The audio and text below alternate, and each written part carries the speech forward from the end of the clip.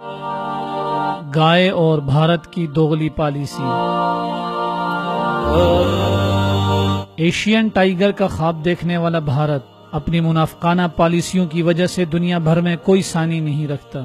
اپنے قول و فعل میں تضاد ہندو بنیے کا خاص وصف ہے۔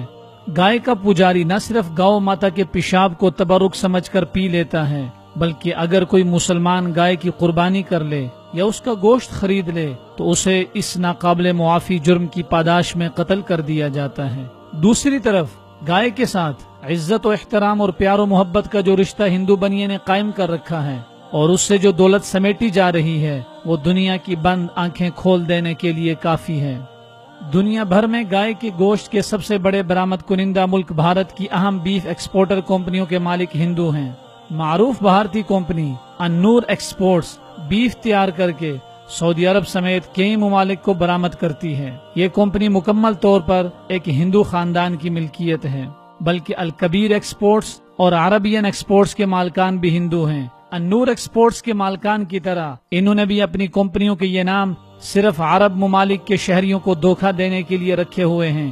الکبیر ایکسپورٹس کے مالکان ستیش سبروال اور اتل سبروال بیف برآمد کرنے والے بھارتی تاجروں میں سر فہرست ہیں۔ مسلمان ممالک کے عوام کو حلال گوشت فراہم کرنے والے یہ ہندو تاجر صرف الکبیر ایکسپورٹس کے نام سے ہی دھوکہ نہیں دے رہے، بلکہ متحدہ عرب امارات میں ان کی کمپنی طیبۃ المارات کے نام سے دکانوں پر گوشت فراہم کر رہی ہے۔ اسی کمپنی کا ایک اور نام تبرک ہے۔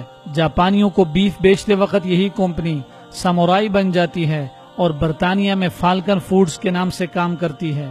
ہندو تاجروں، ممبئی میونسپل کارپوریشن کی کاروباری حکمت عملی اور بھارتی سرکار کی پالیسیوں کی بدولت بھارت اس وقت بیف برآمد کرنے والا سب سے بڑا ملک بن چکا ہے۔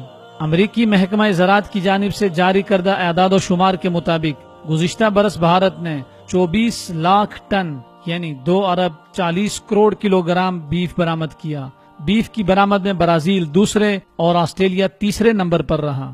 گزشتہ برس برآمد کیے جانے والے گوشت سے بھارت نے 4 ارب 30 کروڑ ڈالر کمائے۔ جب یہ اعداد و شمار سامنے آئے تو مغربی ذرائع ابلاغ نے بھی اس بات پر حیرت کا اظہار کیا کہ ایک طرف تو بھارت گائے کو مقدس قرار دیتا ہے اور دوسری طرف اسی کا گوشت بیچ کر دولت کماتا ہے۔ بھارت میں گاؤ کشی کے خلاف بنائے گئے نیشنل کمیشن کی ایک رپورٹ میں یہ بھی تسلیم کیا گیا ہے کہ انگریزوں کے دور میں بر صغیر میں سالانہ 1 کروڑ 10 لاکھ گائے ذبح کی جاتی تھی۔